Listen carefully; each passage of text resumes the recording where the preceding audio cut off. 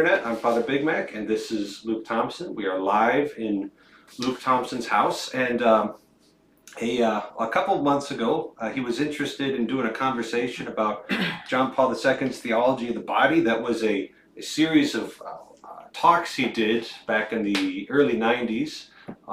It was all based on defending the traditional church teaching on family life, and that St. Paul VI defended in 1968 in his encyclical Humanae Vitae. And I thought there was enough in this very short encyclical here for us to be able to get a decent conversation in. So, if you've been watching Sam Adams' his Church Fathers series, you remember that, especially in that episode about Athenagoras of Athens. Did you see that one, Luke? I did. Yeah. I watched all of them. His whole we don't sow seed unless we're planting plants, right? So that's actually not a bad articulation of the traditional church doctrine. There is our reproductive powers are for reproduction only. So that's kind of been the entire traditional teaching on the Catholic Church anyway, and many other Christian churches up until the 1930s. And in the 1933, there was a big Anglican Congress called the Lambeth Congress. And at that point, the Anglican Church said that in certain extreme situations, the Christians can use artificial contraceptives within the context of marriage in order to space birth out. I think it was at that time that the first reliable condoms had been invented. The Catholic Church again said, no, we're not going along with this. But that was the first Protestant congregation that had kind of broke ranks on that. Huh. As time went on, as this became more and more accepted in Protestant circles, there was more and more questions from the Catholic side of things, whether or not we were going to follow suit, whether or not this wasn't an outdated doctrine that was based on situations that no longer applied. So in 1960 was when the birth control pill was developed. And, traditionally, use of contraceptives would have been called onanism, right? From Onan in the book of Genesis. He was the one who spilled his seed, and God killed him for it. So anyway, that's some Genesis stuff there. Don't masturbate. Yeah, apparently. It was the old methods were always, there was some kind of disruption in the natural act itself, right? This new method looked a little different because, you would just do the marital act normally, and it was just kind of shutting things down. And so there was big questions in the Catholic universe as to whether or not this teaching on contraceptives was going to go.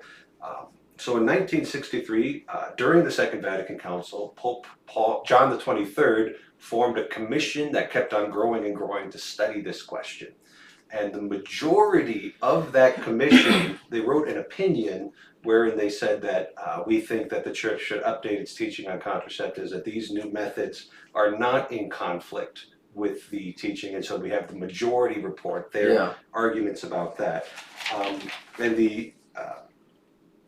I remember reading that in here, and I was just like, oh. And then basically all the authority and priests were like, we should deal with this one. So that's kind of paragraph 5. Paragraph 5, John the 23rd kind of summarizes the interpretation of that majority report. Now, of course, this being the Vatican, this was leaked to the press along with the minority report. And the minority report was not a terribly compelling document. It would be compelling for somebody like me who's a little rule follower, because it just says, well, the Church has always taught this, right? But there wasn't a whole lot of sophisticated natural law arguments and that kind of stuff. So this gets leaked to the press, and it's like, oh wow, the majority of this pontifical commission has decided that we should update this. It's going to happen. It's going to happen, right? Now, St. Paul VI, he was not a decisive man. He was kind of a hand-wringing type. He would worry a lot. There's stories of him pacing back and forth in Vatican halls, just chain smoking cigarettes, as the Italians do. Nice. And so he, like this probably could have been an encyclical in Father Big Mac's judgment. This could have been like a 1964 encyclical, just kind of. But he wanted to let the Second Vatican Council finish, and then he kept on waiting and kept on waiting until 1968, when this anticipation was at a fever pitch, and this dropped like a bomb in the Catholic world, and it. There were like bishops. There was actually an auxiliary bishop here in the Twin Cities that resigned as bishop and like went Anglican or something because he was so caught up in this movement to try and. Really? Yeah. So interesting stuff. Now I want to start, and I'll let Luke talk. I promise.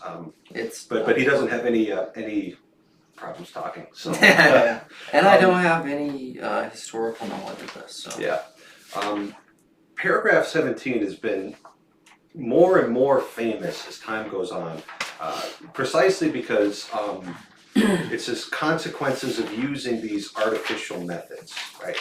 And I'll just summarize them. There's these kind of four basic consequences. Pope Paul VI saw that there would be a decrease in the level, kind of the standards of public morality, and an increase in infidelity if artificial contraceptives were widely accepted. That there would be a loss of respect on the part of the man for their wives and for women in general. That there would be attempts for the government to use these technologies to control the population.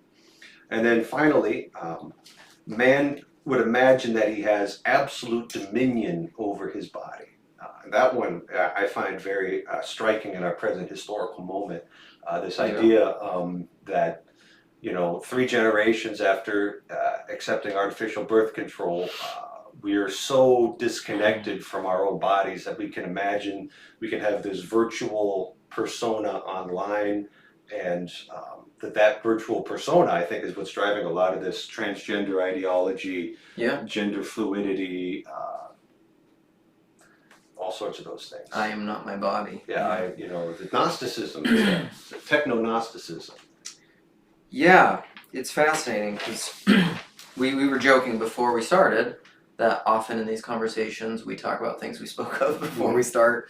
And we were talking with my wife, and my wife and I took a natural family planning class.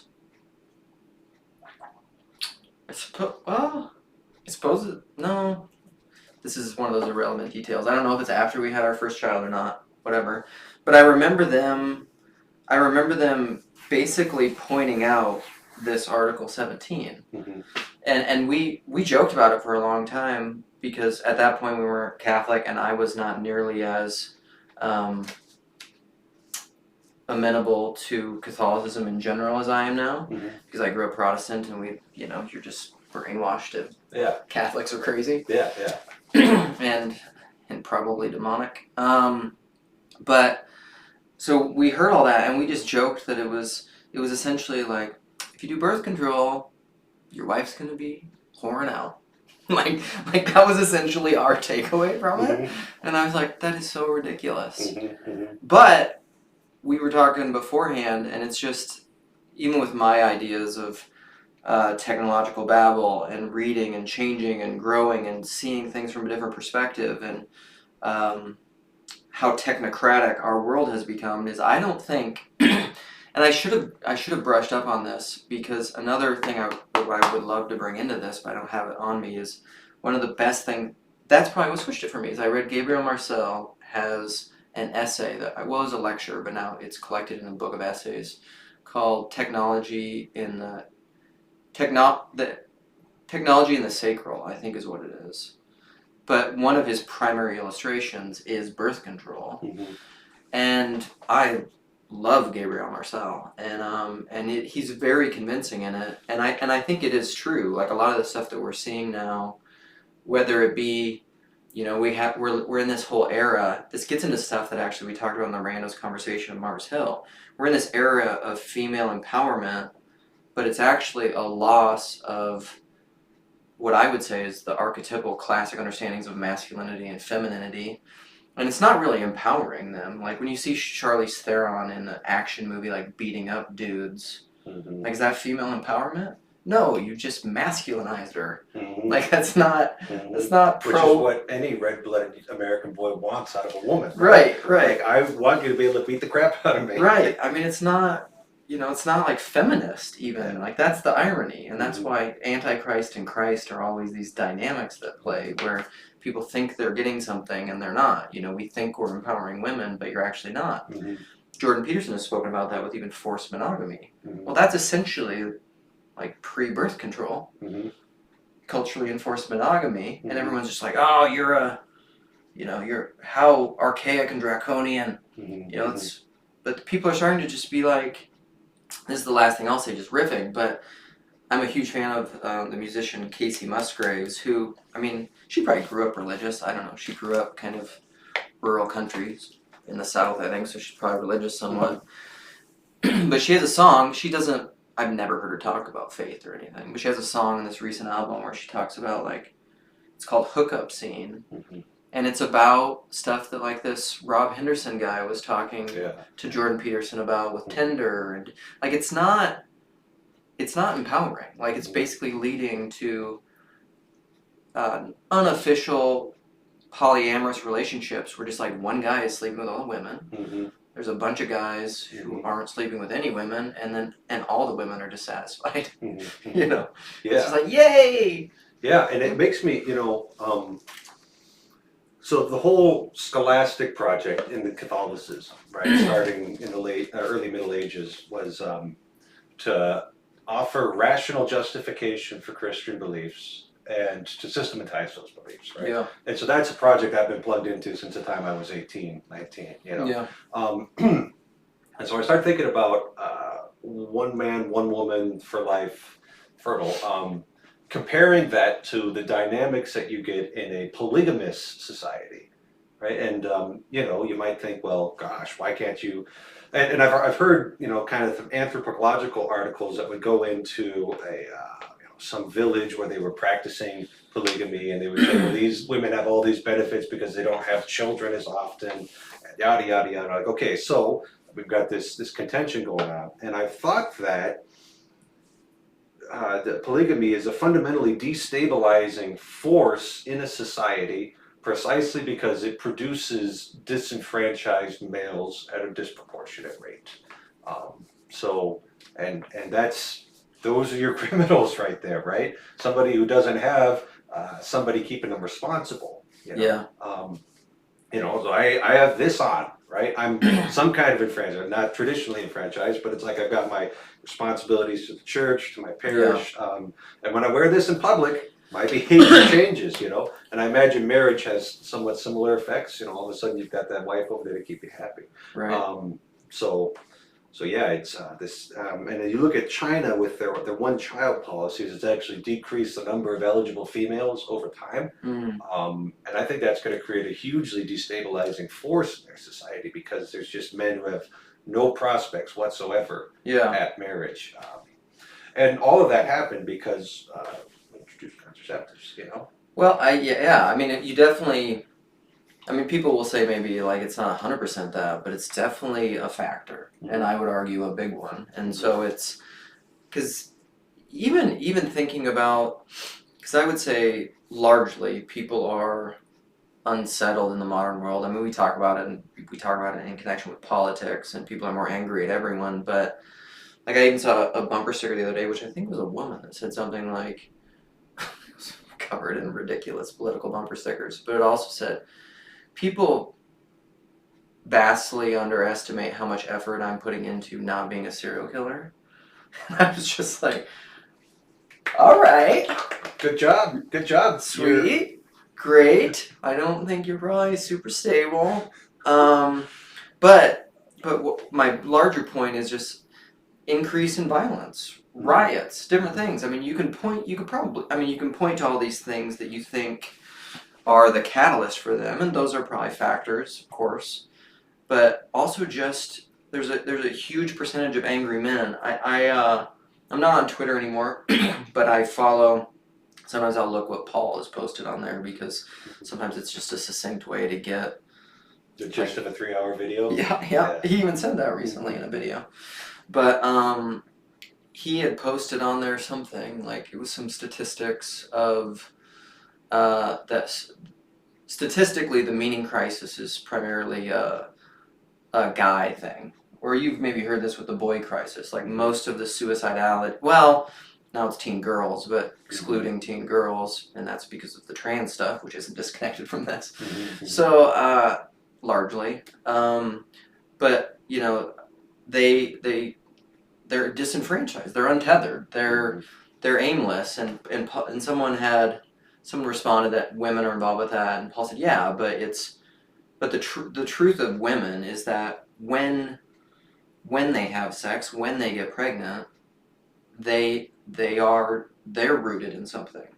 Like, unless they're just going to deny that spiritual, biological urge to be a mother, which happens, but largely it doesn't happen because that's a huge driving force. Well, the woman then is going to be, you know, bound to that child, whereas the man doesn't have to be. He has to make an effort to enter into that relationship. Yeah, and so the disenfranchising of men is huge, and it's definitely connected to this, and it's the one paragraph at the beginning that I thought was a great summary in paragraph 3, which reminded me a lot of Marcel's stuff that he said. It's the ending sentence. But it said, a further question is whether, because people are more conscious today of their responsibilities, the time has not come when the transmission of life should be regulated by their intelligence and will, rather than through the specific rhythms of their own bodies. And I just wrote intelligence greater than bodies. Yeah. And I think that, to me, that is like, unironically or ironically, in all my intellectual conversations, like that point is kind of what I think is being rediscovered, and I actually think it's why people are becoming more religious and they're connected to more ancient traditions that are very ritualized, very liturgical, very bodied. You could even argue, Paul's been making this argument recently, or not, he's just been talking about it, but you could trace this back to the Eucharistic communion isn't the real presence. You know? Sorry, go ahead. So like it's just I think that we've this is connected to me, let me see if I can draw the connections, to we're controlling our bodies through technology, but yet, and in a sense, that's a denial of the body. And it's a overemphasis of the intelligence and the will, which you could argue has led to trans issues and all this kind of stuff. But then at the same time, it's a denial, it's an abstracting. So that denial of the body is an abstracting. So it gets into all this symbolic and figurative language and nominalism that we talk about sometimes on the channel, is that we're in this little corner of, well, the Eucharist is just, it's symbolically, it represents, like it's not the real thing. It's this divorce from, that has led to a desacramentalized world, or at least we view the world that way, which I would argue in some way, and I mean I maybe can't just like draw the connection points there, led to this world. We just didn't have the ability at that time to control things through technology to the way that we can now. But I mean that's my. So it's like the spirit started coming up in the late Middle Ages, early Renaissance, takes its form in modernity. Yeah. And then it's like looking for this dominion over matter, right? Yeah. Which is that big, Baconian spirit, that Cartesian spirit. Yeah. Looking for this spirit seeking dominion over matter, and then it finally gets its proper answer in 1960 with the pill. Yeah. And now we can control this. Now this is so it's kind of a it's like the fruit of it. Yeah. And we do it in all sorts of ways. This is particularly to our body. I mean, you could make arguments now that we're doing it through vaccines, and it's not a pro-anti-vaccine thing, but it's a, I think what science often does is it thinks that it perceives the world objectively, and then through its technology intercedes to get certain ends without understanding those things in a robust way, because it can't, because we don't see everything, and then there's unforeseen side effects that then we try to ameliorate through technology. And it just more keeps and more compounding. Like yeah. Paul has brought up the Haber-Bosch process of fixing nitrogen, you know, which allowed us to feed the world through artificial fertilizers and things. But it also led to like massive bombs. Yes, Yeah. you know, or Jordan Peterson, one of his very early videos, before he was even famous, I think, was talking about the combustion engine, you know, and this will be great. But it led to the complete redesign of how we do cities. Of everything, of society. Like, I mean, it's hard to... I mean, you can't live where I'm from, Wapaton. Like, you really can't live without a car. Yeah. It's impossible to live there. You could manage it here in the Twin Cities, you know, buses and a light rail and all that. But out in the Midwest, it's like you have to have a car. There's no, you know, there's no public transit, and the grocery store is a mile away. Right. Like, are you going to walk a mile to get your grocery? If you absolutely have to, you will. But that isn't the way. That isn't the way this town was designed. And I think of my hometown, Fargo, and it's like I hate the way that ends up being, you know, because it's like if you ever want to do anything, you get in your car and you go there, you know, and there's no center to our neighborhood. Yeah, There's Peugeot talks about that all the time. Yeah. Like, it's not, there's not city centers, fountains, churches. And you can find that in Europe. Yeah. And then they park their cars all over the plaza, you know? Yeah.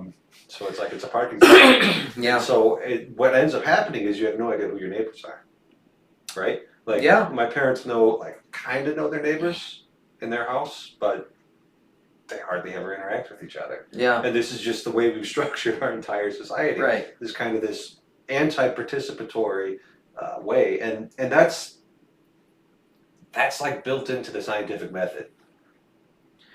Like not participating in being, but abstracting it mathematically. Yeah. You know, you're trying to take the subjective, the personal out of it. Yeah. Which is, I mean, that gets into my favorite topic, which is the personalism, which is another thing. Like Pope John Paul, I mean, I feel like I just had this this is a quick aside, but it's related. This realization the other day, I was talking to my wife about this, but the more I've looked into this, the more I've learned about the theology of the body and what's really going on there, and it's superficial yet. But then even personalism, and he was one of the great personalist thinkers and writers, at least when personalism became this explicit thing, you know, in the 19th century. And I was telling my wife, I'm just like, some of these popes were like real hitters. And she's like, they were popes. And I was like, yeah, I guess I never thought about it. Like, they were... Some of them, but they always had smart guys around them. Yeah. They always had, so like, you know, you look at Pius X, he was a parish priest, and then a bishop, never a great intellectual, but he had intellectuals working for him, you know, and they could help him with these things. But that's maybe even better. Yeah. You know, in other ways, but... John the 23rd wasn't an intellectual, Francis isn't an intellectual, so they're all different. Yeah. So, but anyhow, yeah, it's this spirit that you were talking about, I mean, this is often what I'm trying to articulate, because I think often, I believe it's, I'm going to misquote it, is it Romans 2 or 7, whatever. Okay. We're Orthodox and Catholic, we don't really care about the Bible. Well, not that level of detail, somewhere in the letter to the Romans. Yeah. Right. We can look it up if we need to. St. Paul said it. We have our cell phones. But don't judge. It's essentially like don't. Luke Thompson. This is the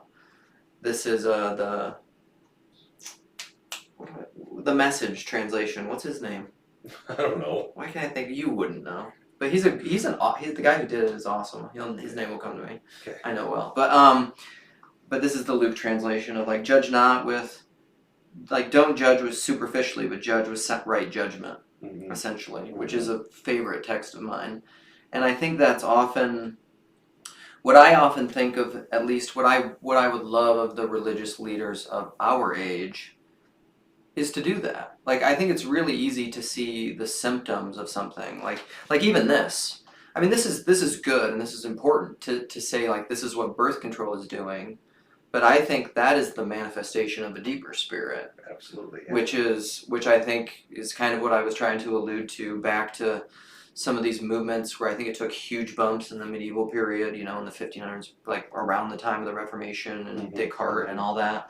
But so I think to deal with these problems, like you have to have a transformation of the mind.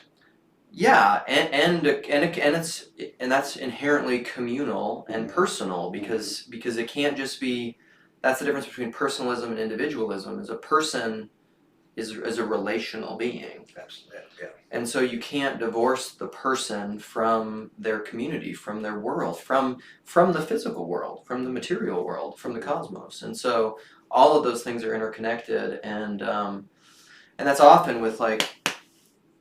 I don't know, people say, like, with what's wrong with the world, you can't treat the symptoms. If you treat the symptoms, it's like you're just, I don't know, I feel like it's going to be whack-a-mole. You're just putting Band-Aids all over the place. Yeah, and so you gotta get deeper, which, I mean, it's the thing behind the thing, what I always talk about. And so, like, even if you got, so the play out of that is that you could get a lot of people on board with, in a systematic kind of replicant way, yeah, this is bad.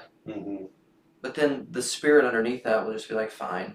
Like, I think of Satan, or like the Uncle Screwtape or something in the Screwtape letters. He'll be like, fine, we like lost that little skirmish. We're still winning the war. They have no idea what's going on with the war, so it'll manifest over here some way. Right. And to me, that's more like what Gabriel Marcel is getting at with it's what I try to talk about, technological babble. It's essentially all this stuff. Like, you can't, what we are trying to do with technology, I don't know, I think it's hard to argue that technology is intrinsically bad, but I think we need to be very, very careful with. I mean, in the 19th century, like guys like Gregory the 16th, kind of these reactionary popes were like, no railroads. Yeah. We're not having railroads in the papal states. That was kind of that attitude there. But I think the big danger is that. So I've been thinking about Vervaeke's 4 Ps and how at the foundation of it all is actually participatory, right? Is engaging with being, engaging with a being, and your soul in its capacity entering into communion with that, right? And that actually begins a process which may result in fruit, and that fruit being a proposition, a true proposition. But once you pick that fruit, it dies, right? If you try and keep it alive, it's you got to be careful with it. It's dead now, right? And maybe it's got a seed in there for more things. If you try and live in the world of propositions, you're living in a world of dead things, right? And you're not going to be able to draw life from that. Yeah. You've got to continually go back to the roots, right? To water the plant, fertilize the plant, in order to continue picking fruit. Something that's dynamic. Well, and I think even Vervaeke would acknowledge that, because this, I think, is his distinction, which I think is great, between religio and credo. It's because propositions are just creeds. They're the articulation of the religio. But the religio, I just listened to a Rob Bell podcast. Rob Bell. Gonna prop up Rob Bell. He's probably not all that bad. But you don't probably have as many like hatreds of him because you're not evangelical. Some Protestant, Yeah, but he had a podcast recently on ligamenting, because he starts off by saying all the bones in the body. We have this many bones in the body, but they're connected by all these ligaments. Well, ligament is connected to religio, to the thing that binds, the thing that connects, the thing that holds you together. Because you can have all the bones in the world. You don't have ligaments, it doesn't matter. It's just a skeleton. Right, yeah. And so, and muscles and whatever. But you understand the analogy. And that's the same idea as the religio, but the religio, this is why, I identify as a as a mystic and a Christian mystic, but why I like to quote Karl Rahner, who, the Christian of the future will be a mystic or not at all, because I think what he means by that is to use Vervaeke's credo and religio. If you have the creed, you're living in a dead world. Like if all you have is creeds, propositions, you're living in a dead world. You have to tap into the the religio, which is communal, which is participatory, which is liturgy, which is I would argue is fundamental religious practice. And Rob, I think, illustrates this well in that podcast, but David Dark has this book too that's called Life's Too Short to Pretend You're Not Religious. But he says, like, when someone golfs religiously in a very Barfieldian way, like that's not just a figure of speech. Right. Like that's the thing that's holding them together. If they didn't golf, they would dissolve. Yeah, like maybe they should dissolve. Maybe, but a conversion is never clean. Right. Or that's and honestly, I think that's what a lot of modern deconstruction is. We talk about deconstruction in these corners. That's what's happening. Is the thing that, arguably, the thing that you think is binding you, all these credos, I think, isn't. There's something deeper. There's something that's behind that. And so when you deconstruct, that religio is fading away, and it should. Because this is, I'm not anti-propositional, like those are great. Yeah. But they can't, they're not the deeper thing. They're not the source of life. They're just a fruit of it. Yes. Yeah. And so even with this, like this is, I don't know, because I feel like often, I think with even like this conversation, obviously this has been out a long time. Yeah. Decades. It's probably not, even though it's accepted now within Catholic thought, largely. In the Catholicism's big. Right. You got to remember that. There's all sorts of people all over the place. People are still mad about this. Sure, so, but it's maybe not as hot as like when it dropped. Yeah. And I'm sure there's still people that debate it and have issues with it. But like that's often what I think people are doing in modern intellectual discourse is people are sitting around debating the credos. And I often think, like, that's fine. I like intellectual stuff. I like talking about ideas. We're literally talking with propositions right now. Yes. But hopefully, what I'm always striving to do in my conversations is not just that. Because I have my own made-up words for that. I call that non-talking talking. Non-talking talking. Or egoic intellect. Like when you're just using propositions, you're fundamentally in a mode of Filio-Nicaea? Yeah, that's another one. Where you, I think, are... Ultimately, I would say the spirit behind it is a spirit to win. It's to conquer. It's to convert. It's to... You are right. I've called it before the exclusivist religion of the right side of history. This is why I say, like, all the new, like, woke radicals, people like Chris Q the other day said something like, it's good that Christianity is falling away and wokeism has arisen. I'm like, wokeism came out of Christianity. Like that is just the most radical, obvious form of it. Like the wokeists aren't any different than like the culture wars of the 80s and 90s. They're just more radical and ramped up, and they have blue hair. We're in a period of acceleration of history. Yeah, things are happening fast. Yeah. And Vervaeke spoke about that too. But that's why I like that discussion. I like Vervaeke. I like Estuary. We were talking about this with my wife before. It's one of the reasons I most love this little corner of the internet is because I have a Catholic priest from North Dakota that just came over and we're talking about religious things. And I don't actually think that we would have as fruitful of credo conversations within the bounds of a bounded set confessionalism. That's my critique of confessionalism. I think it actually inhibits honest conversations. Because you're playing principality games. As Paul says, they know what the pastor wants to hear or what they think the pastor wants to hear. Yes. And in my office, it's like, tell me what's going on. Yeah. Right, because your projections aren't useful here. And that honest speech is what's going to be, and that's why the confession and I'm sure you've experienced the power of that. It's like you lay it out here, it's not going anywhere else. You know? Yeah. So that's a very useful, good thing our Lord has given us. Yeah, absolutely. Yeah. So, you know, I've been really into all this stuff. But we are strangers in a strange land here, right? I mean, we talked about the profound effects that all this technology has been going on. Yeah. I don't know how to even start living this out. Besides with the ladies who come to church every day. You know, Yeah. our daily mass crowd, I can get to know them pretty well, and you know, these are our little corner of the internet draws a certain crowd, Yeah. right? People who really like these kinds of discussions and debates. Yeah. I don't even know how to start. I mean, I know we've got those bits that are already in place, right? The Sunday Mass liturgy, bringing people in for that. That's fundamentally a participatory kind of thing. But like, what are you doing to try and live some of this out? I'm just curious.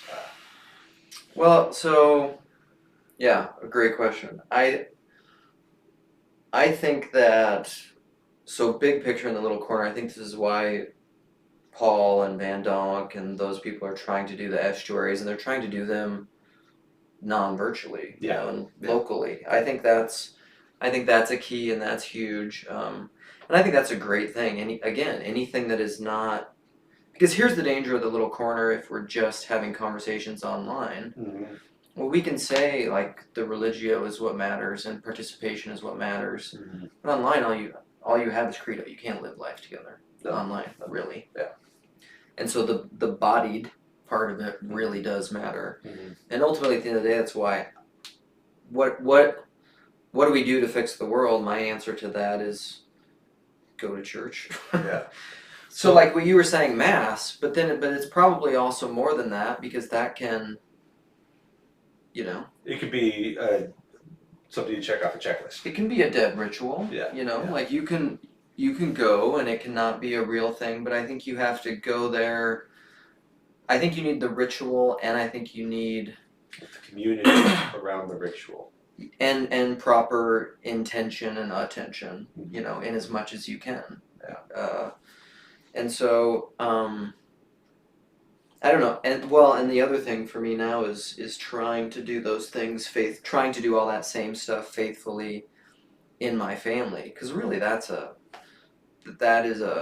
can be a struggle in my current mode of just the busyness of life and kids and things, is being very intentional and relational and not transactional with my own kids. Yeah. Can be a challenge, and so, but this is why, and not in like a fundamentalist, you know, kind of overly puritanical way, but like when religious people or Catholics or anyone say, like, the family's cornerstone of society. Yeah, and the church is important. I mean, what's hard is I think people always heard, and understandably why, given history, heard that as just like this, you know, critical theory kind of power play move, you know, which I get, but it's not, and it maybe has been abused that way. But given everything that I see, it's also not wrong. It's like the least bad solution. Well, even though it can be abused, that doesn't deny its proper use. Yeah. You know, and I don't have better answers, because I think human beings, kind of what we were saying earlier, are fundamentally religious, and so they're going to look for something to bind them. And I think what you could almost even argue this from a secular perspective, like evolutionarily and historically, what is the thing that most often binds people together? Although there are bad side effects and tribalism and wars, but on a whole, what is the thing that produces the most good societally? Religion. Yep. You know? G.K. Chesterton, his intuition is that they didn't come up with "thou shalt not kill" first, right? They come up with "thou shalt not murder in the holy place," right? That's where it started. You know, it's like, this place is set aside, this place is different. And from that, they began to, you know, and these early tribal societies, let's say, began to have that morality come out of that sense of, well, this place is sacred, we're not going to fight here, you know. Yeah. Like a fist fight in the sanctuary of the church is not okay. Yeah. So that was Chesterton's kind of. Well, that's kind of Girardian too. His whole idea of like we'll have a collective scapegoat, and so Girard would argue, contrary to what a lot of modern like anthropology and secularists. Well, again, with Tom Holland, there was no such thing as like a non-religious secularist, like the view from nowhere. You came out of Western civilization, like you're a Christian, so.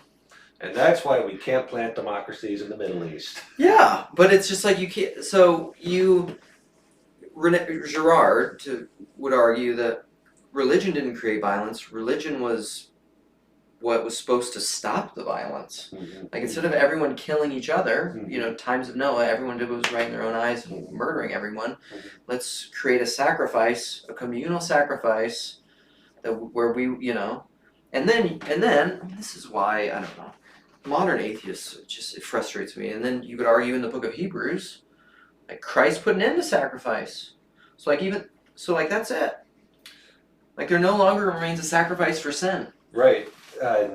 In Catholic theology, the Mass would just be a continual application of that sacrifice, but it also is in itself a sacrifice. Right, and that's in like the eternal now, so it's not like you're again crucifying Christ I mean, it's a symbolic representation. Hear that, Martin Luther? We're not again crucifying Christ.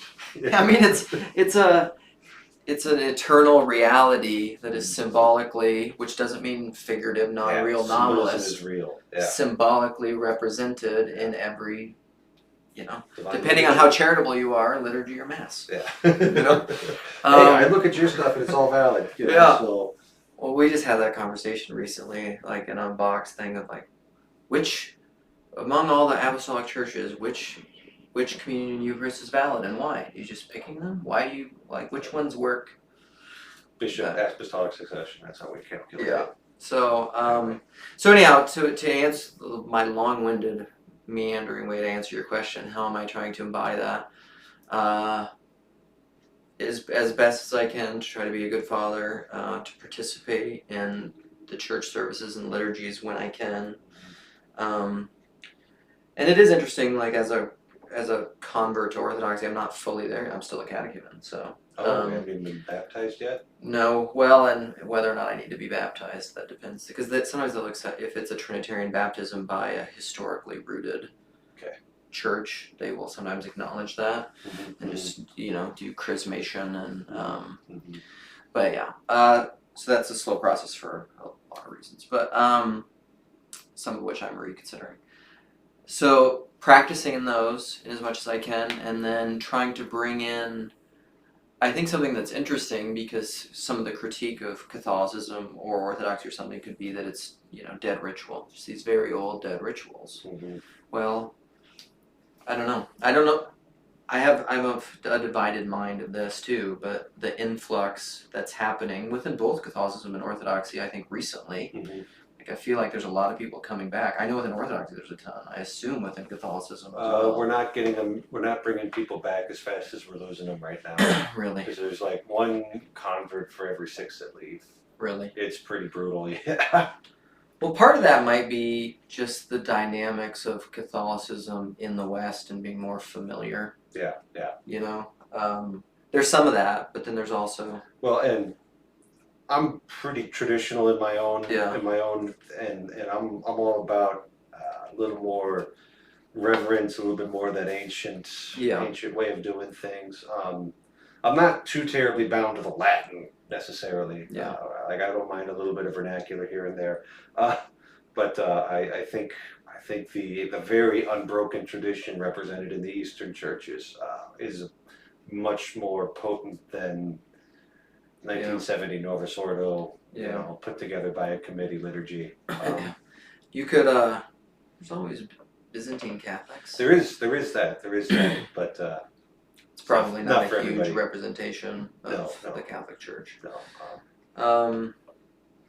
So I don't know. I mean, there's one thing that evangelicalism, Pentecostalism, whatever has going for it is, you know, and there's good things and bad things about that is at least the desire and drive for intention and authenticity. You know, you could argue that a lot of that has become dead ritual too, but it's all complicated, man. But anything can die once you separate it from the root, right? Right. Yeah.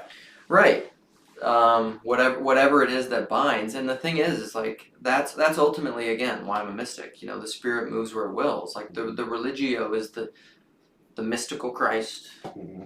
You know, at the center of all of it, which is beyond simplifying to any simple formula or creed or anything.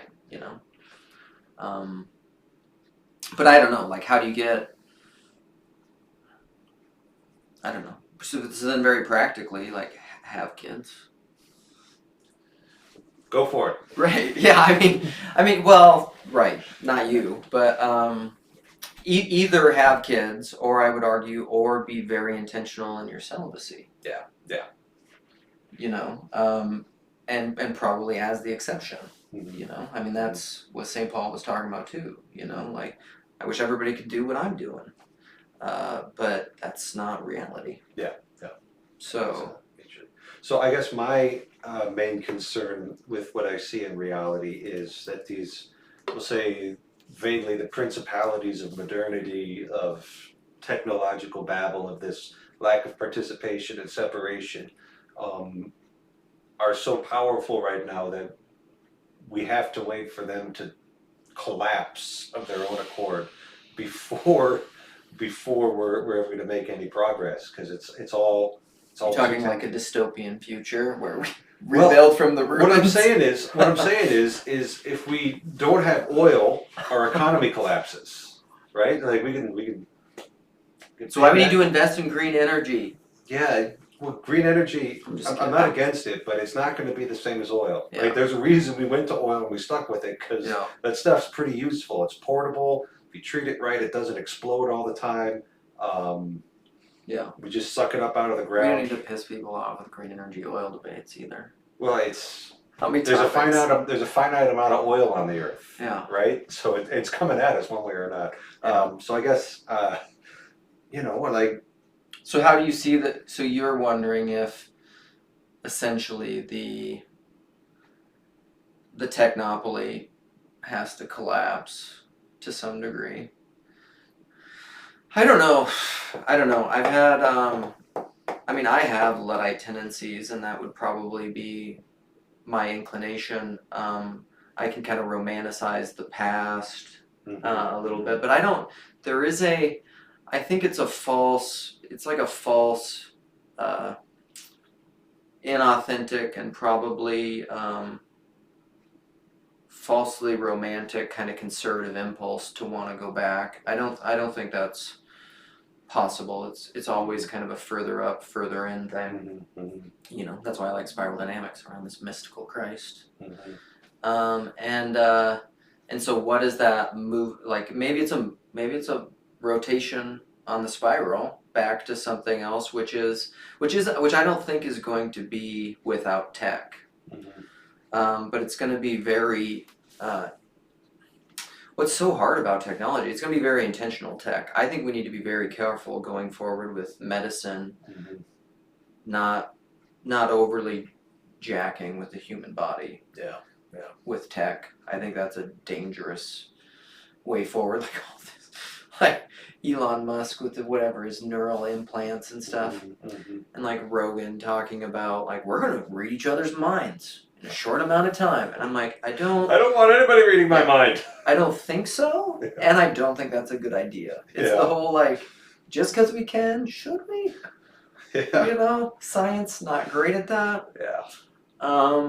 So I don't know. I think we're still going to use tech, but I think it's going to be something we've been talking about a lot in our group, in my little nerd group, is that I'm a part of, is Sophionic communities. So like communities that are really intentional, built around like Rod Dreher kind of Benedict option stuff. People living really intentional lives. My priest just sent me this video. This is the last thing I'll say, and then you could whatever you think about this. But it's called the Canelo Project.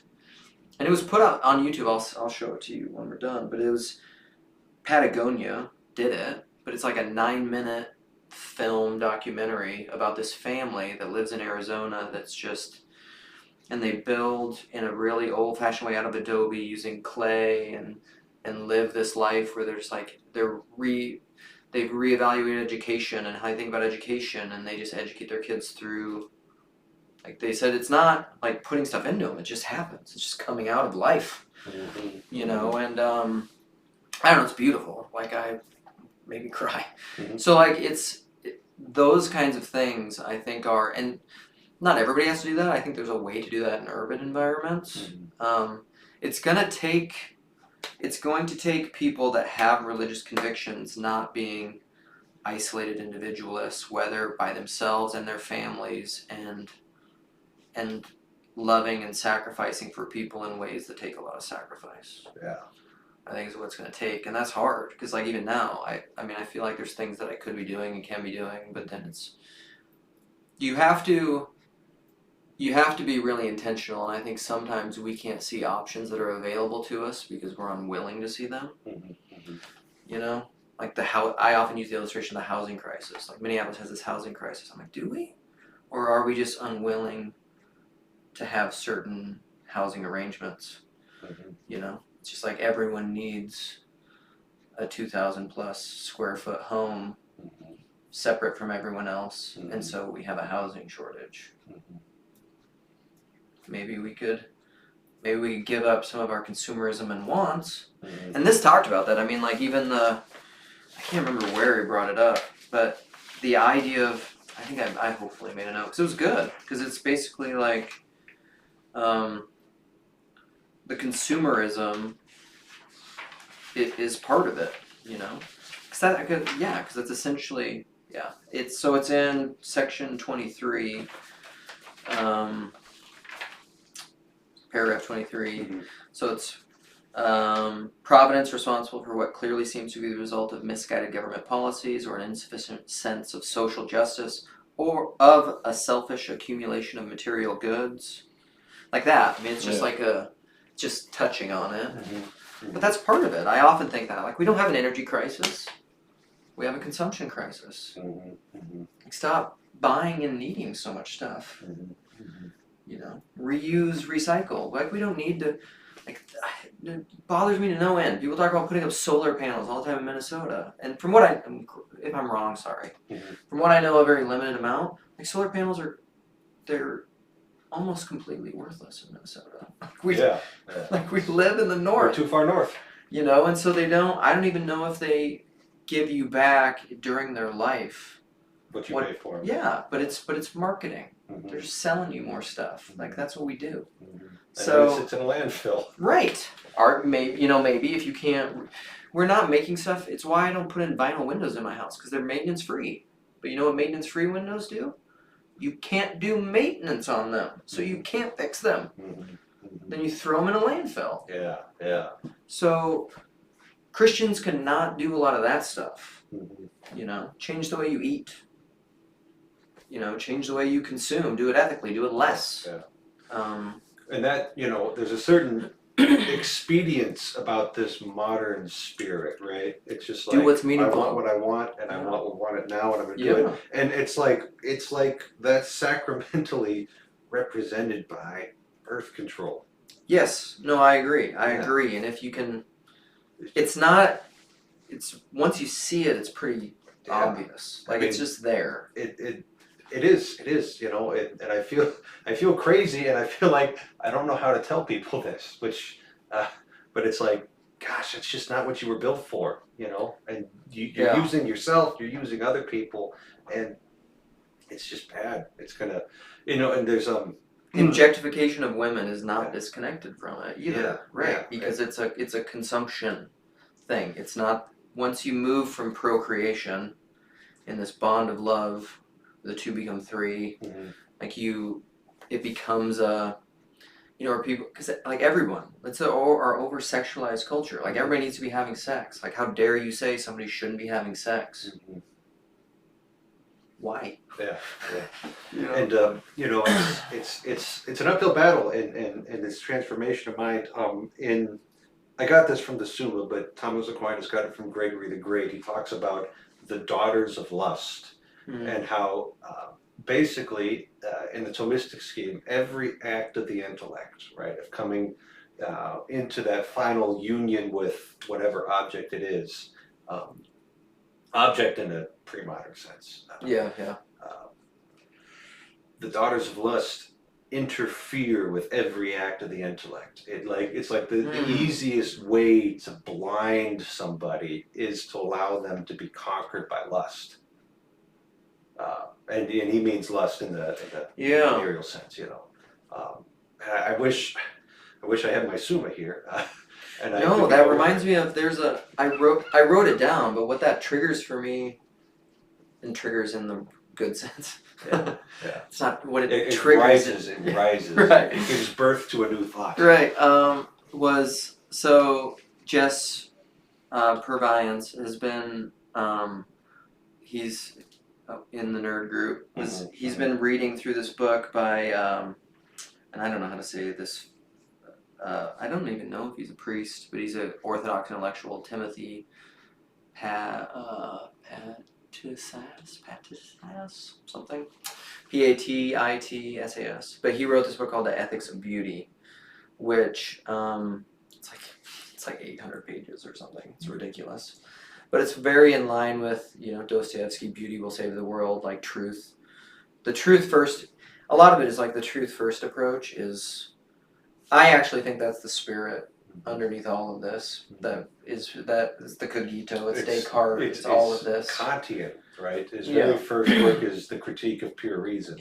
Right. Well, and I think therefore I am. I actually think there's aspects in Kant where I think he's pointing out failures in this, because I think in a post-cogito world, Kant wasn't wrong necessarily.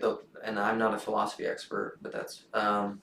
But there's a line from that Ethics of Beauty. He's just been reading passages of it where he said something like, lust was our only safeguard against starvation. And I'm trying to remember the context. It was a great, like in the context, it was such a great line. And it was this idea that, which I think is connected to this and birth control, is that when we take procreation and turn it into sex and lust, when eros, divine eros, becomes just mere eroticism, you're in this fear of overpopulation and whatever, like we have to sexualize procreation or else we'll starve to death. Like we'll overpopulate the world. But that's also connected to this thing that I've really been thinking about. I got it from, again, Ron Bell, second reference to Ron Bell. But he's fine. I don't have anything against him. I don't know anything about him. So that will just. It's so funny because anytime you bring him up, just like ears will stop. Like they'll just be like, I won't listen to anything this guy says. You gave a Ronner quote, and I had to open up my heart to that. Okay. Because, Okay. Well, listen. See, I don't have all the Catholic baggage with all these people. Yeah. So Rob said something like, I remember him saying a long time ago. I don't know if it was a podcast or anything, and he'll often just say the universe because he's whatever. But he's like, is the universe one of scarcity or is it one of abundance? Like, what is your fundamental attitude toward it? Yeah. And it's like that. Like, we live in a world of limited resources. And, like, evolution is driven by that scarcity. Survival of the fittest. Right. Like, that's what creates conflict. That's the Hobbesian turn right there. Because his commentary on Genesis was, in the state of nature, before society, it's scramble for what you can get. It's take what you can. Rat in tooth and claw. Well, that's Tennyson, but never mind. Yeah. But I mean, it's the same, The same kind of feel. Yeah. And so it's like... Which is different than the ancient conception, where, no, in the state of nature, man lived in abundance. Right. Or it's like Space Trilogy. This is... I'm going to start... Paul does this. This can be my bingo. Space Trilogy. I'm a big fan of the Space Trilogy. Paralandra, Yeah. like the Green Lady. Is her world one of scarcity? You say no, there's just one person on the whole planet, that's why. But like that's, I mean. I think she's going to be a good mom. Yeah, but this is, I mean, it's the mindset. It's the statistics, analytical, left brain driven, engineering systems, formulas, mindsets. Like, how are we gonna make this work? But and Nate Heil, is that on my bingo? Nate, is it? He'll watch us. Hopefully, you have to now. But in our conversation, where did we bring it up when we were maybe talking with Julian about, was it render unto Caesar? Mm-hmm. I think Nate brought up this point in there. Maybe it was a different conversation, but about the loaves and the fishes, because so there's the parable of the loaves and the fishes where Jesus does this miracle and takes finite resources and makes them not finite. And then there's just what is it, 7? 12? 12? It depends. Is it the 5,000 or the 4,000? Yeah. Because in the 5,000, it's 12 wicker baskets, symbolizing the children of Israel. Bible's wrong, inerrancy. No, yeah. And then the 4,000, there's 2 incidents in Matthew and Mark, and in the 4,000, it's 7 wicker baskets, representing the fullness of the world. Right. So. Which it's, and if you're not a modernist, that's fine. You know? Yeah. It's the point is, the symbolic point is that abundance. You know, and then what happens after that, interesting, and I've never noticed this textually, because I believe he goes, and then like right after that's the walking on the water. From the 4,000, feeding the 4,000. Okay. They're crossing back over the Sea of Galilee. So glad you know the Bible well. And then take that.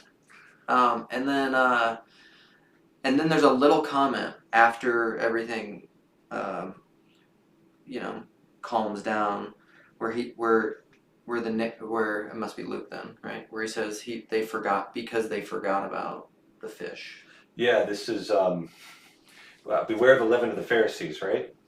And the apostles are like, Jesus didn't bring any bread. You know? Yeah. And then Jesus is like, why are you asking about bread? Do you not remember the 5 loaves and the 5,000? Yeah. Or the 7 loaves and the 4,000? Yeah. You know, the apostles are just, they're just like us. Yeah. Yeah.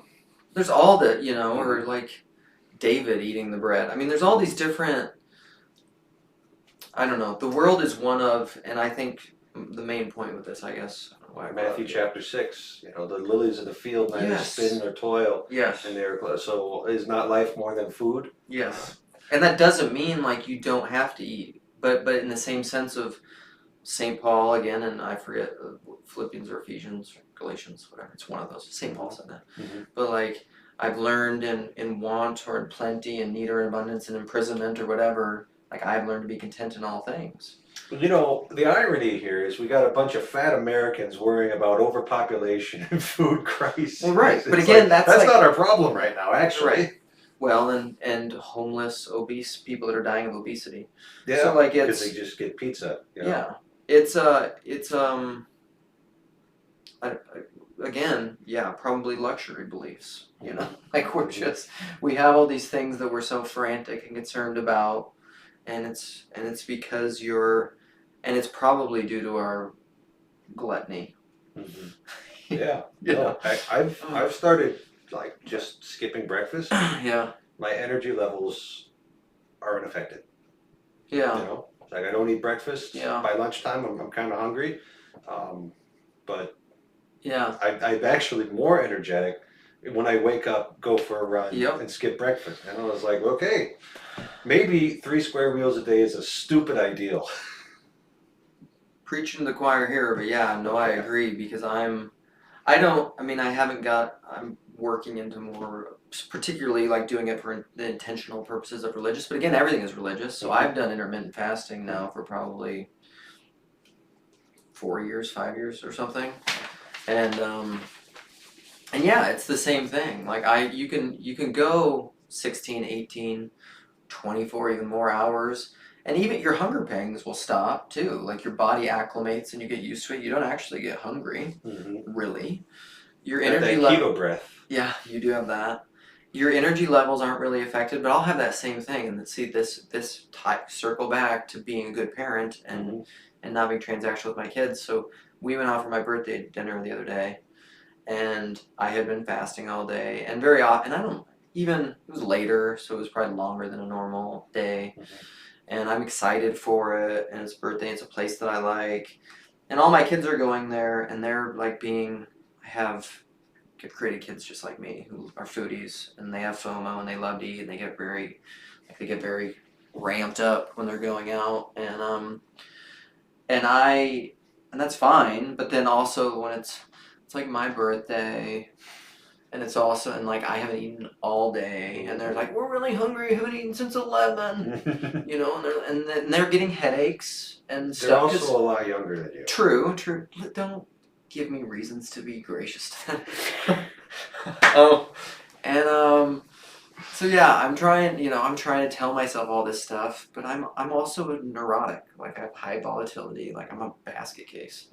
And so I'm having all this internal stuff, and then my wife will keep asking me like, are you okay? Are you not? Are you mad? And basically I'm trying to take her other advice, which is like just stay neutral. Because I have the tendency to just be confrontational and say things and be angry and judgy.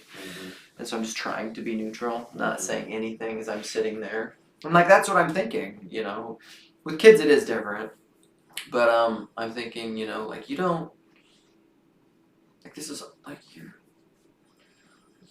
you're spoiled. Like the reason you're feeling so bad for yourself right now is you're very entitled and spoiled. Well, you know, and all of us really, you know, like it's not just them. Like how can you, in some sense they're like, it's understandable, you know, it's not completely blameless, but you know. Well, that's why you gotta learn, you gotta educate them. Yeah. In the true sense of the word, to accept a life of sacrifice. Yeah. Which is the exact opposite of the contrary. I'm gonna hammer that point over and over again, because this is supposed to be about Humanae Vitae. Yes. Well, and it is. Yeah. When I talk about anything, I'm talking about everything. Yeah. It's there was some line in here too that reminded me of that, of like, taming the passions, essentially. Yeah, which education of the passions. Yes. Because they can be educated.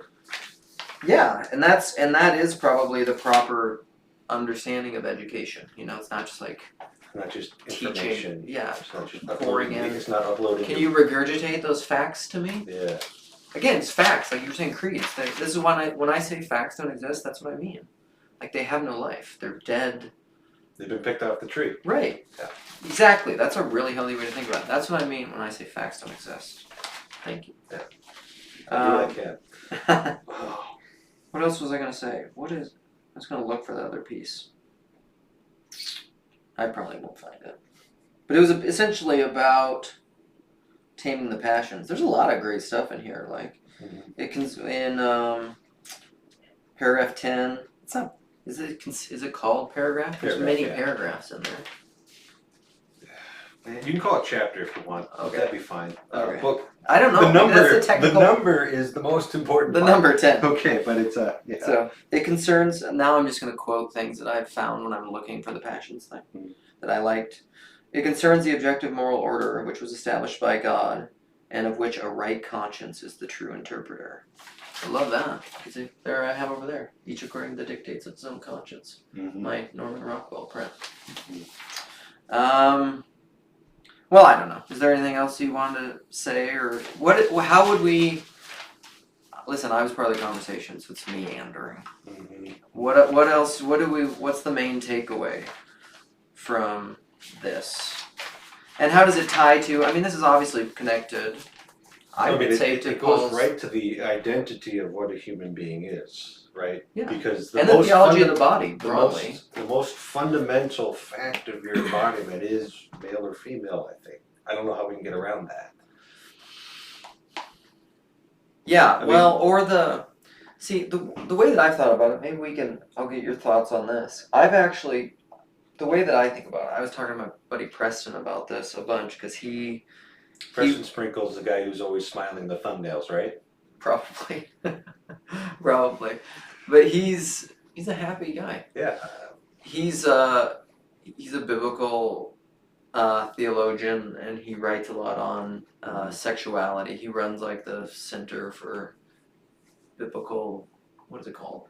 Center for Biblical Faith and Sexuality. I think that's what it is. So he writes a lot on sexuality and trans issues and gay issues and things, LGBTQA plus CXP. All that. Yeah, but what was I saying? Preston. Oh, so masculine and feminine. Mm-hmm.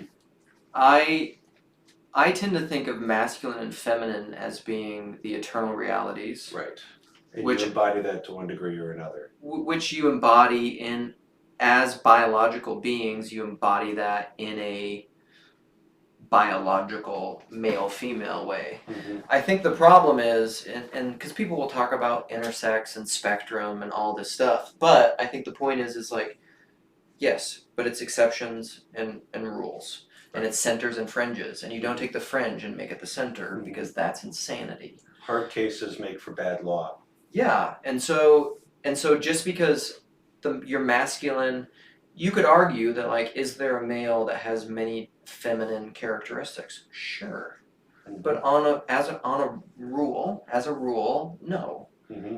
They're going to be mainly masculine, and I think masculine and femininity pervades our language. I mean, not so much in English, but all these other languages. We're not grizzly bears. Yeah. Right? Like a grizzly bear, a male grizzly bear will kill its own cubs if it sees it as competition. Yeah. Right? Yeah. That is 100% masculine dominance competition right there. Yeah. And that's why the mama bears are so scary, because they got to be able to scare away other bears. Yeah. So I mean, the sex part of it is important, and it can't be divorced from the procreative act. Yeah, and there's changes that happen to you when you start embodying the identity as a father, right? Like I would say so. You got this new relationship that takes a lot of investment, a lot of time. It's a great responsibility. So also got an important meeting, and you could see it even biologically with women, right? Like that bonding process that happens with an infant, with their child, and so in that way you could think of, let's say, a disagreeable and non-neurotic woman being transformed by their relationship with their own child to being more maternal than they would be if they decided they were going to be a pilot or something. I'm kind of spitballing here. So no, that's good. There's what it reminds me of is there's a Sturgill Simpson is a musician that I like a lot. Who I call him one of the Trinity that's redeeming modern country music. Oh, good. They're not in Nashville, huh? I don't think so. He would hate the whole Nashville scene. I don't think he lives there or anything. He's one of those. He's a brilliant artist. He's like said he's gonna put out 5 CDs. Mm-hmm. That's it. He's never gonna do any more. And they're all gonna be CDs, huh? Now that is revolutionary. Yeah. I'm aging myself. He's gonna put out. He's gonna drop 5. Yeah, he puts out albums. He doesn't drop singles. But he has an album called A Sailor's Guide to Earth, which he wrote to his son, his first child, after his son was born. Mm-hmm. It's beautiful music. It's a beautiful album, but he's got a lyric in it on the first song. It's called, I'll have to think of the lyrics, like, wish I'd have done this 10 years ago, but how could I know? How could I know? Mm-hmm. But the answer was so easy. Mm-hmm. And it's just, and there's swelling music. I mean, it's a beautiful, beautiful album, and it's just kind of full of all this advice that he would give his son. Mm-hmm. And that's to your point of it changing him and transforming him. And it's to circle all the way back to participation is like, you don't. So how many times have you heard that if people had kids and they were like, I had no idea I could love a person this much, and then what you would do for that person. And you get that in marriage some, but it is different, I think. Mm-hmm. And to some degree, like that knowledge, that personal knowledge, which is not just individual, it's related to relationship, you couldn't have come by otherwise. Mm-hmm. Like that participation was essential in that. Mm-hmm. in that education, in that knowledge, in the proper sense, and it's bodied, and it's procreative, and it's real, and it's rooted in love, you know, and so it's like, yeah. Which is why, you know, the Catholic spiritual authors will all say that no matter what, the vocation of every human person is to become a mother or a father. Yeah, because that, yes. And you could do that in a spiritual manner, or you could do that in an embodied manner. Yeah. But, you know, I kind of feel that way about the kids at the school. We got a Catholic school up in Wahpeton, and it's like, I really want to be a father to them. You know? And it's obviously going to be different. I'm not at home with them. I don't have that kind of influence with them. But it's like I'm up there. I'm teaching kind of the faith, and it's like I really want to pass this on to you because this is good. Right? Yeah. I'm not passing on what I think is a load of, you know, crap that's going to hurt you. Right. That this is what I found is good, is beautiful, and I want to give that to you, and I want to see you thrive in it. You know. And it's the good kids and it's troublesome kids. Like when I see the troublesome kids, you know, maybe do a little better, and I'm like, way to go, kid, way to go, good decision. And so that, you know, that's part of it too. Is this isn't, even if you'd say missed out on a vocation in the traditional way, it's still not closed off to you. But you have to. But it's always a path of sacrifice. No, because that's, I mean, Nate would say this too, but like that's the Trinity is a family. Mm-hmm. Mm-hmm. Like that's what it is, and like motherhood and fatherhood are not. They're real, and in the spiritual sense, they're real because they're constitutive of God, and that exists fractally everywhere, and it exists, you know, in a biological family, but that doesn't mean that it exists everywhere. Mm-hmm. But the biological family does have a primacy because that's where you come from. Yeah, I mean, we for posterity's sake, like we should, you know, we should maybe have children. Yep. And to sit, and this is the thing too. This is almost, I mean, you could get into even like the abortion. Let's piss off everyone. The abortion debate, but that's like a often liberal retort is like, you care about them until they're born, and then you don't. But I think, you know, parenting it's not just like giving birth. Yes. It's human making the whole way. Mm-hmm. You know, and you're a father until you die. And to pretend that there isn't a connection between contraceptives and abortion is, I'll just say 94% user effective. That's the statistics on hormonal birth control. 94% user effective. So it's 99% method effective when the scientists are ensuring that people are taking their pills at the exact same time. But 94% in the wild when you let this stuff go. So that's a 6% failure rate. Yeah, within the contraceptive. Yeah. So are you? I'm not as. So you're going around. You're behaving in a certain mode of being, whereby you're assuming that you are not going to get pregnant and impregnate somebody, right? Yeah. And then all of a sudden you run into that 6% where you have a failure. You have been structuring your own self-conception, your own identity of who you are, and then also in the very practical way that you're living your life, and then all of a sudden, bam! Yeah. There's a baby there. And you're just like, oh, I'll just take, you know, a full swing. Yeah. Because we're not creatures of habit. No. And see, and so I had to study this a lot in my family course. And what is, you know, often going on inside, you know, somebody who's contemplating abortion is their own sense of identity. Like that feels under attack. And that wasn't what I was expecting, right? Because you're always the poor, don't have the money, you know, that kind of stuff. Which would be fundamentally individualistic and not personal, because your identity like isn't tied to your procreative child. And it was 1968 or 69 when Griswold versus Connecticut. That was a Supreme Court. Griswold Graham?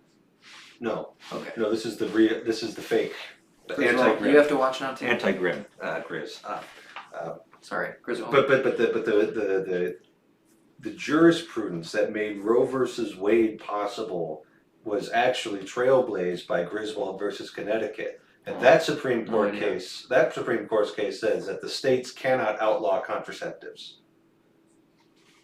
Right, so I don't know if there's an intrinsic meaning there, or if that's just a hilarious historical coincidence, but it's like, there's a deep spiritual connection between those two, and y'all Protestants have to start taking contraceptives seriously before we're gonna get anywhere as a culture on abortion. Well, and here's the thing too, I mean, I'll just, whatever.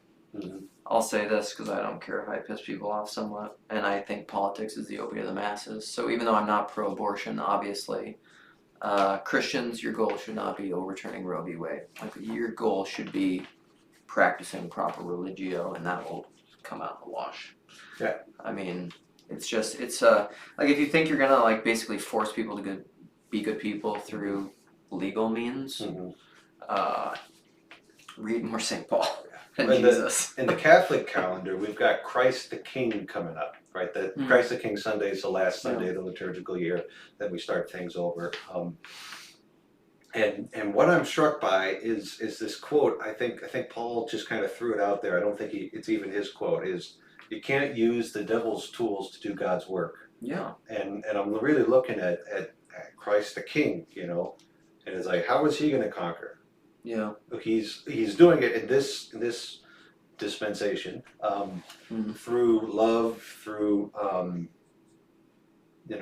attraction, through the Spirit, bringing people in, the throwing your net out into the sea and seeing what you catch. Right? Yeah.